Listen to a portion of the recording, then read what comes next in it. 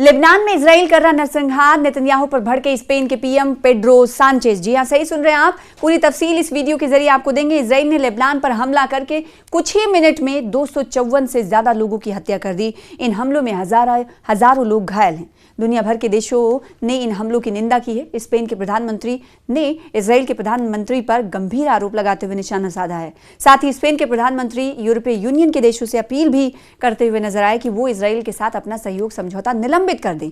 इन हमलों के बाद सीज फायर टूटने का डर है। इन हमलों को लेकर ईरान ने स्ट्रेट ऑफ हॉर्मुज को फिर से बंद कर दिया है और अमेरिका को चेतावनी दी है कि युद्ध विराम चुनो या फिर युद्ध।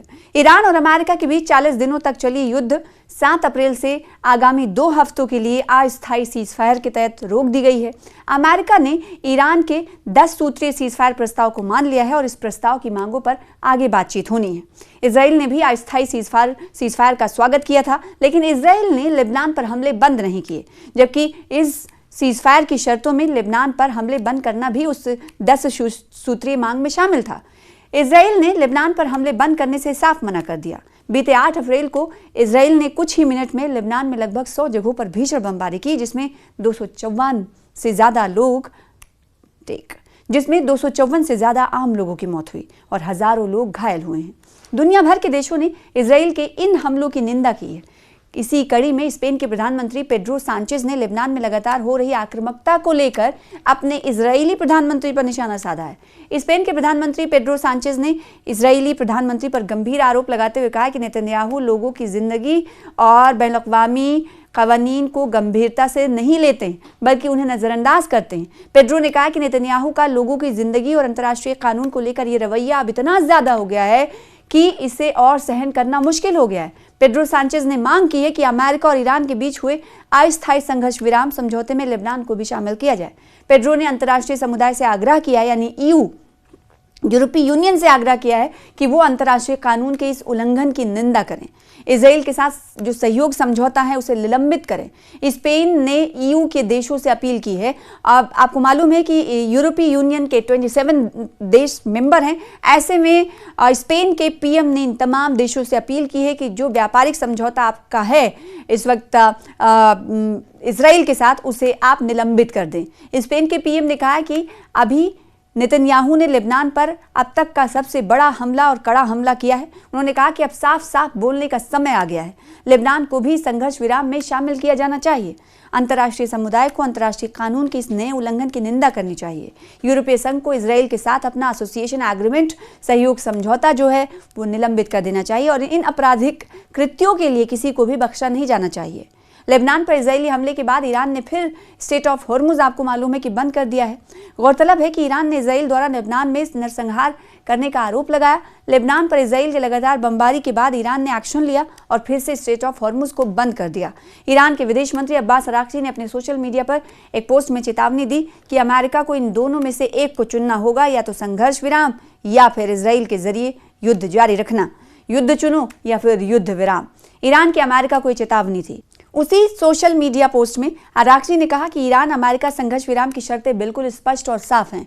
अमेरिका को चुनना होगा तो संघर्ष विराम या फिर इजराइल के जरिए युद्ध जारी रखना। वो दोनों चीजें एक साथ नहीं कर सकते। पूरी दुनिया लेबनान में हो रहे नरसंहारों को देख रही है। अब गेंद अमेरिका के पाले में है और दुनिया ये देख रही है कि क्या वो अपने वादों पर खरा उतरता है या नहीं।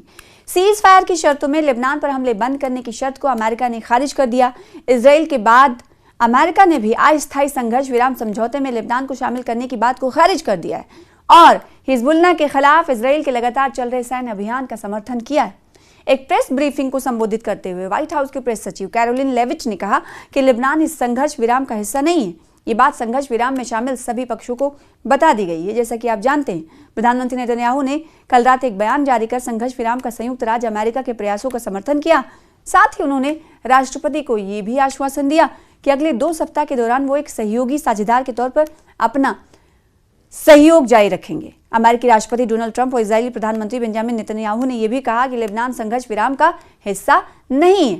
तो अभी अमेरिका और इजराइल की तरफ से कहा जा रहा है कि संघर्ष विराम का हिस्सा लेबनान नहीं था, यानी जो 10 सूत्रीय मांग ईरान ने की थी। ईरान ने कहा था जो खित्ते में जारी जंग है या हमले हैं उन पर खित्ते के ममालिक पर भी हमले बंद करना होगा इजराइल को, जिसमें ईरान के मुताबिक कि लेबनान भी शामिल था। लेकिन अब अमेरिका और इजराइल की तरफ से साफ तरह से कह दिया गया है कि लेबनान इस 10 सूत्रीय मांगों में शामिल नहीं था। अब देखना होगा कि जो पाकिस्तान में बातचीत होने वाली है, बातचीत के रवानगी से पहले जेडी वंस जो कि अमेरिका के उपराष्ट्रपति, उन्होंने कहा है कि हमें साफ तौर पर गाइडलाइंस मिली है डोनाल्ड ट्रंप राष्ट्रपति की तरफ से कि ईरान हमारे साथ ना खेले वरना अंजाम बुरा होगा। दूसरी तरफ ईरान के हवाले से खबर ये आई कि जो मंदुबीन यानी डेलीगेशन बातचीत में शामिल होने वाले थे, पाकिस्तान आने वाले थे, उनके आने को लेकर कोई खबरें जो पहले गश्त कर रही थी वो ये कि वो पाकिस्तान पहुंच चुके हैं पहले ही, लेकिन इस खबरों को खारिज कर दिया गया। वहाँ की कई बड़ी न्यूज़ एजेंसीज़ ने, उन्होंने कहा कि ईरान का डेलीगेशन अभी पाकिस्तान की ओर रवाना नहीं हुआ है। अभी भी इस हवाले से कोई जानकारी निकल कर नहीं सामने आई है, लेकिन जो पुख्ता न्यूज़ एजेंसीज़ हैं उनकी तरफ से इस घटना के हवाले से पुष्टि की गई है कि अभी उनका डेलीगेशन नहीं पहुंचा है पाकिस्तान। उधर पाकिस्तान ने भी, आपको अब इस पे सवाल उठता है कि जो मीडिएशन कर रहा है, मध्यस्थ का जो किरदार अदा कर रहा है पाकिस्तान, वो क्या कह रहा है। वो उसकी तरफ से अभी ईरानी डेलीगेशन के आने और ना आने को लेकर कोई जानकारी सामने नहीं आई, लेकिन इतना तो ज़रूर है कि पाकिस्तान ने कहा है